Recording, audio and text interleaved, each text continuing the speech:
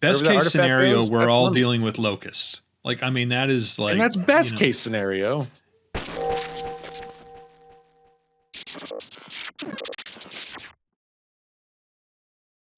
All right, let's talk about the museum heist. Yeah. This is The museum great. theme heist. The Louvre of all places. And not just the Louvre, but like everything about it. The Louvre. Okay, let me ask you. Let's start here. If you were going to rob the Louvre, how would you do it? I would dress as a construction worker, use a cherry picker to cut through the windows and break in there at night. I don't know why they did it during the day. That's incredible. The balls on these people. And they were just using angle grinders to cut through the cases, and they got away with like 7 of the 8 things they were trying to get to. Yeah. So do we think has security gotten so high tech now that the simplest low tech can just blast right through? Like, how this is going to go now? It must have been. I mean, it seems to me, because it did happen while there were guests in the museum as well. And people were just like, well, I'll film it. You know, they wouldn't stop it, but everyone knew they'd film. And I think they probably have footage of it. I don't know. But what I liked about it, it was funny because I saw people online reacting to it and go, this is the world we live in today. I'm like, what? The mid 70s when robbed all the time. Like this is the coolest world ever. Yes. Yeah. So I have a question for you as far as the Louvre robbery goes. Is that a heist or is that a caper? And what is the difference? Oh gosh, that's a great question. I think it's got to be a caper.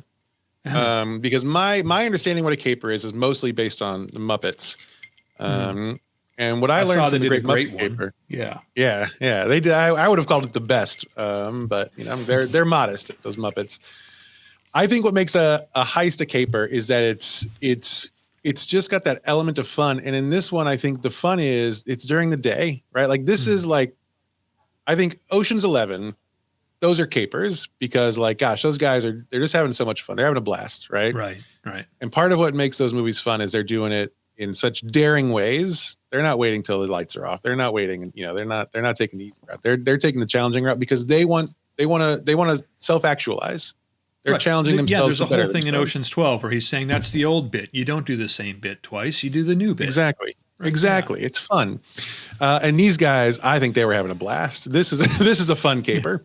So I think the key is, are you having a good time? Is there a smile on your face? And I can't imagine these guys weren't having just the time of their lives.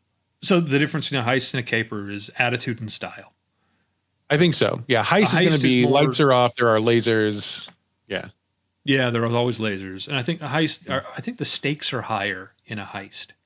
I think there's a child with cancer. There's somebody it's one last job and you're out, right? There's always like, just pull this one off and we'll leave you alone and you can go straight. That's right. But you don't want to do a heist. You're excited to do a caper. Yeah. The caper, it's in their nature. A criminal that's doing a caper that's who they are. They like this. They do it for the thrill. They do it to get away. It's Thomas Crown. It's stuff like that. Yeah. I think also if you're wearing a disguise, that strongly suggests caper. I think so. Yeah. Heist is like ski mask. Capers, construction gear, dressed as a chef or a florist for some reason. Absolutely. Yep. Absolutely. Yeah. So what struck me is comforting with this one was that they were after, I think it was like Napoleon's jewels or something like that. And and I know the world was really focused on this because it was the Louvre and the French had it coming and all that, because not everything in there was really rightfully taken in the first place.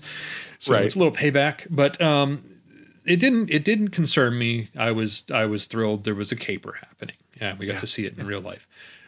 What did concern me was there was another museum robbery a few weeks ago in late September, mid-September. I don't know if you heard about this one. I did not. This one was in Egypt.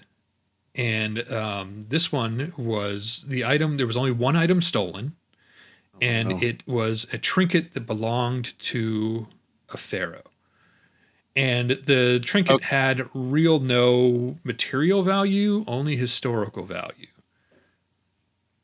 This was robbed by someone who's never seen a movie before. Right. Right. This is mummy stuff right here. This is someone trying to raise the dead. Yeah.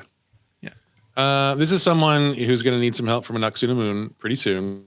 Hmm. And see, here's the difference between the Louvre caper and then an Egyptian heist, which it's got to be heist because that's not fun. You're putting everyone in danger when you raise the mummy's curse. Right. It's selfish. It really is. You're Selfish. threatening the whole world. Yeah, and like when you steal crown jewels from the Louvre, like you said, my favorite part of the discourse with that was that people are like, yeah, but like, do we really care the crown jewels were stolen? And like everyone can be pretty excited about it.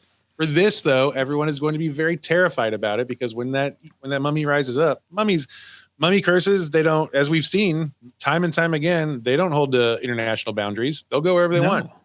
Best Wherever case scenario, goes, we're all mummy. dealing with locusts. Like, I mean, that is like, And that's best case scenario. Yeah. At least one plague gets out before the problem is taken care of. We know that. I mean, probably multiple plagues. I would assume multiple. What do you think it would take for you to put together a heist to steal something from a pharaoh's collection? Like, you know the stakes of this. Yeah, you know you're going to raise a mummy. Like, what is it? What's the value in this for this person? Do you think?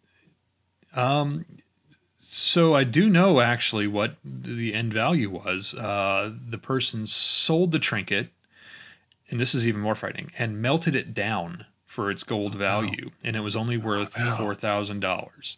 That's so unthinkable. What is really horrible is it cannot be put back where it belongs to end the curse. It is gone forever.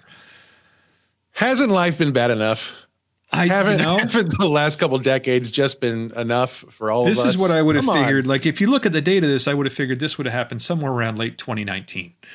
Right? Like, and then what follows was what we've been through. But no, here we go again. Like, we're just getting back out into the world, and here come the locusts. Here come the frogs. Rivers of blood. Yeah. I don't. What would take me?